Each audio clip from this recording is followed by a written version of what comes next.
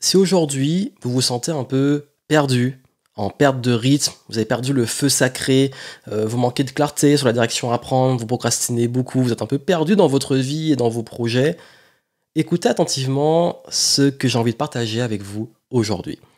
Aujourd'hui, j'ai envie de vous aider si dans votre vie c'est un peu bloqué, confus et que ça rame. Comme vous le savez, ça fait des années que je parle d'entrepreneuriat, de gestion de projet et que je donne des conseils pour passer au niveau supérieur, à améliorer votre vie et vos affaires. Et je sais que cette période, cette phase est assez difficile pour beaucoup de monde. Et depuis d'ailleurs le début d'année, et même la fin de l'année, la transition vers la nouvelle année, c'est des problématiques qui sont beaucoup revenues chez beaucoup de personnes qui me suivent, dont vous faites partie. Et j'ai envie de donner vraiment des conseils pour quand on se sent un peu bloqué dans sa vie, quand c'est pas clair, quand on est en perte de vitesse, de feu sacré, de motivation, comment retrouver l'élan et surtout se remettre en mouvement. Et c'est important. Et surtout, déculpabiliser. Tout le monde passe par ces phases et voici comment moi je les gère. Si vous ne me connaissez pas, je suis Joanne Yangting, entrepreneur depuis 2008. J'ai lancé ma première entreprise pendant que j'étais étudiant. Et aujourd'hui, j'aide et j'accompagne des entrepreneurs, des porteurs de projets pour les aider à développer cette entreprise, ce projet, ces affaires qui leur tiennent à cœur. Et je donne aussi beaucoup de conseils pour vous aider à vous améliorer sur le plan personnel, professionnel et continuer d'avancer. Et aujourd'hui, on va parler de comment débloquer une situation et comment se relancer, qu'on a l'impression d'être à l'arrêt et de ramer, de mettre beaucoup d'efforts pour rien et d'avoir du mal à retrouver cette énergie, cette vitalité si importante. Déjà, comme je l'ai dit, il est important de déculpabiliser quand on vit ces phases. Quand on vit ces phases, on a tendance à beaucoup regarder autour de soi et se dire mais lui il va bien, les gens ça avance pour eux et tout, on se compare beaucoup et on se met un peu en compétition, même avec soi-même, hein. On se dit mais avant j'étais bien, qu'est-ce qui se passe? Et non seulement on n'est déjà pas très bien parce qu'on est dans une phase un peu down, mais en plus on leur rajoute une couche de culpabilité. Donc on se prend la tête déjà à la base, et on se prend la tête sur le fait de se prendre la tête. C'est pas constructif. Déculpabiliser, tout le monde, tout être humain normalement constitué passe par ces phases.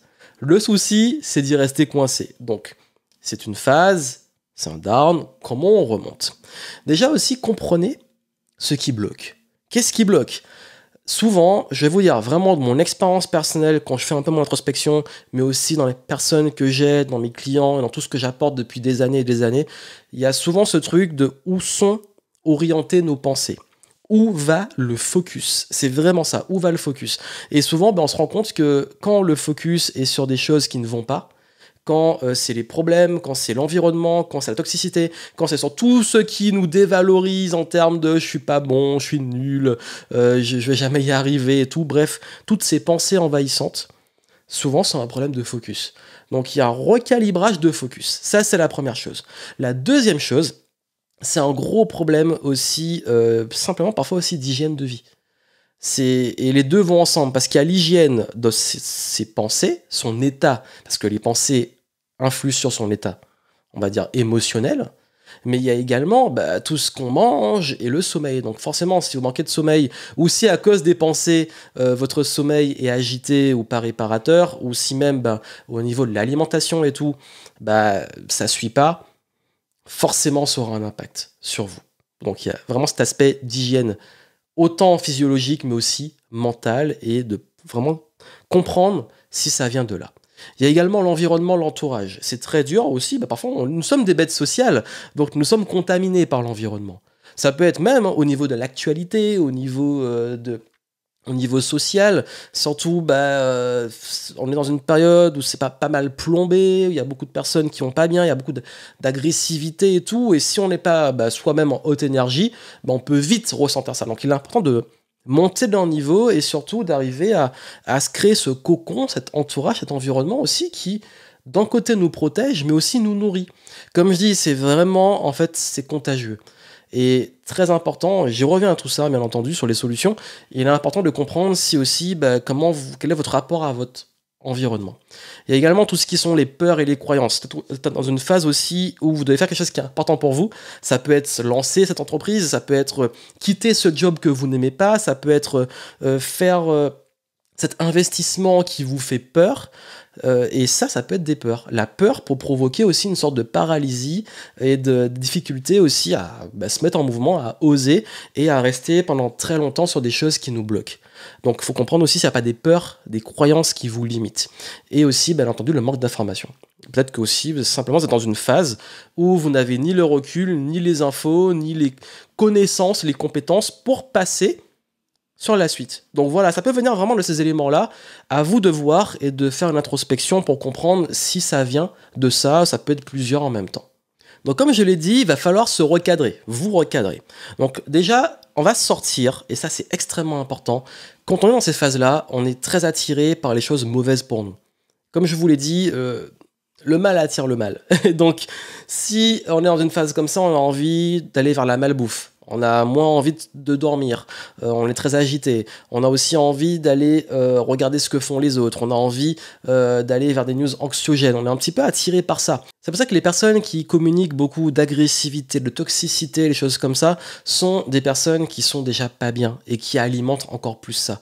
Donc n'allez pas vers ça et surtout sortez de ce mode réactif, ce mode presque reptilien.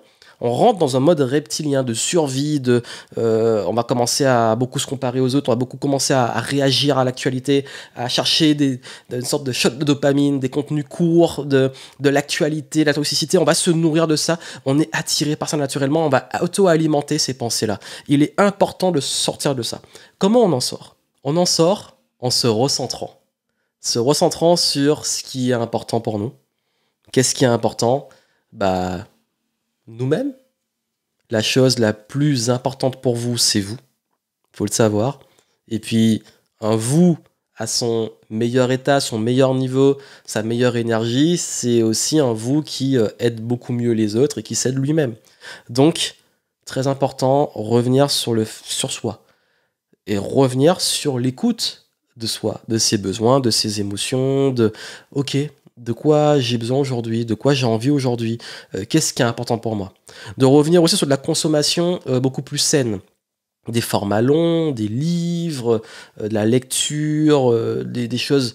Vraiment, c'est des phases aussi où je recommande vraiment beaucoup de retourner sur, comme je l'ai dit, des formats longs inspirants. Parce que quand on est comme ça, il n'y a rien de pire que de continuer à consommer de l'actualité ou des choses très très courtes ou de se prendre des shots de drogue, de dopamine, etc. Parce que ça fait du bien, on se sent mieux très vite, mais ça retombe. Si vous voulez aller mieux sur le long terme, il faut retrouver justement, il faut se renourrir pour refocus ses pensées. Moi, ce que j'adore faire, c'est une des meilleures astuces, c'est de lire des livres qui sont inspirants, qui me font du bien. Ça peut être des romans, mais qui sont pour le coup inspirants, qui vous mettent en inspiration, qui stimulent des émotions positives et donc des émotions agréables, mais également d'aller aussi vers du mouvement, si vous pouvez, du sport, de marcher, être plus en conscience, faire les choses en conscience, vraiment revenir en fait. Revenir, quand je dis revenir, c'est qu'on est trop dispersé dans des pensées, le passé, le futur, les autres, je réagis, mon shot de dopamine, information tout le temps. Là, revenir en fait dans l'instant présent. Apprécier.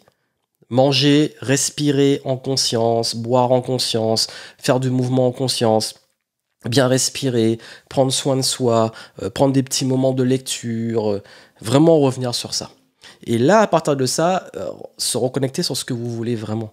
Quel type d'expérience vous voulez créer, quels souvenirs vous voulez créer, qu'est-ce qui est important. Et là, vous pouvez commencer à prendre des mini-engagements. C'est le moment où, comme je vous dis, on n'est pas là quand on est dans une phase comme ça. Le but, c'est pas de se mettre tout de suite en mode machine et tout, mais juste reprendre des mini-engagements. C'est-à-dire, qu'est-ce qui est important? Quelle petite routine je peux me mettre? Juste une. Prenez pas les trucs compliqués. Une petite routine à mettre en place. Comment aussi vous engager, vous lancer peut-être un petit challenge, mais très simple, encore une fois, à la cool. Vous dire, je m'engage tous les jours à lire pendant 1 heure et je le fais avec plaisir, avec conscience. Je remets du mouvement dans ma vie, je vais rencontrer de nouvelles personnes, je vais passer plus de temps avec les gens qui me font du bien. Bref, ne restez pas seul dans votre coin avec vos questions aussi. Ne restez pas seul, ne restez pas à ruminer. C'est là qu'il faut aussi, comme j'ai dit, vous recréez cet environnement qui vous tire vers le haut. Vous changez aussi les idées. Parfois, ça fait du bien de voir des gens, de parler d'autres choses, et des choses qui sont constructives, s'il vous plaît, des choses qui font du bien, des choses aussi des gens avec qui vous vous sentez bien, qui vous donnent de l'énergie. à qui aussi veut donner de l'énergie. Ça va dans les deux sens, ça s'auto-alimente quand ça va bien. Donc vraiment ça, c'est des choses qui sont simples, qu'on oublie souvent, parce que dans ces phases-là, on se replie sur soi, on se laisse aller, on rumine, on est en mode réactif. Là, il faut revenir plus en mode proactif, recentrer, instant présent, et surtout, reprendre sa vie en main. Et reprendre sa vie en main, c'est revenir là. C'est revenir. Donc voilà un peu le conseil que je peux vous donner et c'est ça qui fait une grosse différence. Et vraiment, ça peut vous aider et que vous voulez aller plus loin. Allez voir en descriptif, je vous ai mis des ressources pour vous aider. Donner des outils pour retrouver cette énergie, cette motivation, etc. Et je vous ai même mis, si vous le voyez à temps, c'est un petit cadeau. Je vous ai mis le replay d'une masterclass que j'avais donnée. À la base, c'était réservé à mes clients, mais j'ai décidé de rendre de l'accès à la masterclass et au bonus public pour ceux qui en ont vraiment besoin. Donc allez voir ça, c'est en descriptif et ça va vous faire du bien si vraiment vous en avez besoin. Et comme je vous ai dit, aujourd'hui le plus important pour vous, c'est vous. C'est vous et prenez soin de vous et revenez dans le présent, revenez à ce qui est important, reconnectez-vous à tout ça et c'est là que vous allez pouvoir retrouver ce rythme. Si ça vous aide, vraiment, n'oubliez pas de continuer à suivre les contenus, de vous abonner, de partager, de transmettre à personnes qui en ont peut-être besoin, c'est important. Et puis moi, je vous retrouve pour des prochains contenus et pour continuer à vous aider à progresser et à avancer. Plein de succès à vous, à très bientôt.